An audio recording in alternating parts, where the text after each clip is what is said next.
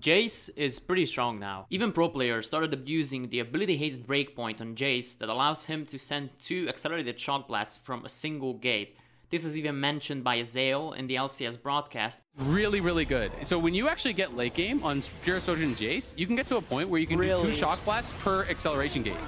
So it is like really, really strong for poke. We'll see if he has enough cooldown. Awesome. So let's see. Is he going to get a second one in this? Yep.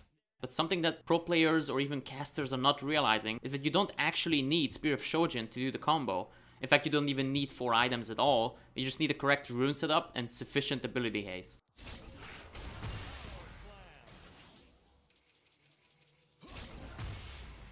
Now, obviously, there are some tricks to this. If you just look at the abilities, you can already see that the Q at 95 ability haste has a 4.1 second cooldown, and the E only lasts for 4 seconds. So how can you actually do this? Well, you have to rely on the travel time of the Q, which is approximately 1 second. So if you count for this, the Q cooldown is going to be something like 3.2, 3.3 seconds on a human hand. And using this travel time, plus having quick cast with indicator on shift E, which is also going to allow you to use the E more freely, and you can also see the indicator for when the E lands and thus extend the range of your E, similar to how Aatrox players use their second E sideways to extend the range so that you can hit things that you wouldn't normally be able to hit. And this way you can extend to when your Q is going to get the acceleration proc, and thus have your Q at a lower cooldown when you press the acceleration gate. So this is a lot of words. Simply, this is how a normal player would do it. Even if I stand there, if I press the abilities at once, it's not going to be accelerated.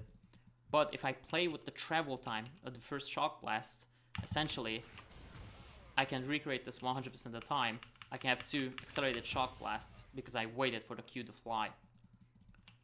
The real theoretical limit for the ability haste breakpoint for when you can do this combo is probably around 80 ability haste, but I would not advise anybody to try and do that. It's simply too hard.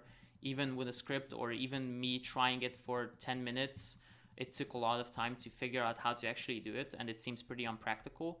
But 95 ability haste, if you have the freedom and the space, for example, in Baron Dance situations, if you use the E sideways and you actually make use of the shift E in the quick cast with indicator tool, then you're going to be able to use the E sideways and give you fog of war positions that actually enable you to hit shots that you wouldn't otherwise hit, and the cooldown is only going to be around 4 seconds on the Q, which is pretty insane considering we have only 3 completed items plus ability haste boots for the 95 breakpoint that allows us to do this like pretty easily.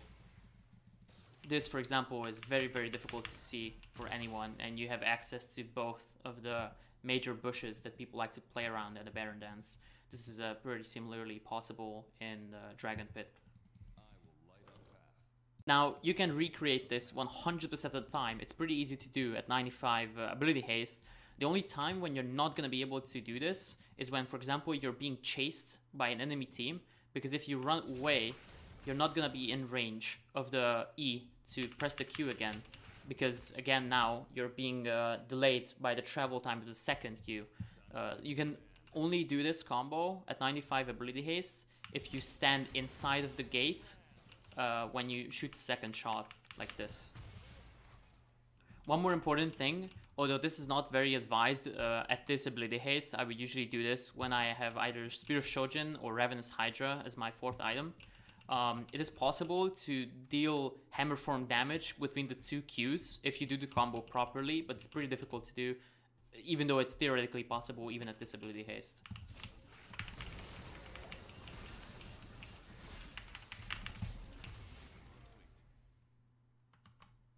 If you subscribe to the channel, that is much appreciated and hopefully useful for you guys, because I'm planning on making more videos like this, and not just for Jayce, but many others as well. So that's it. See ya.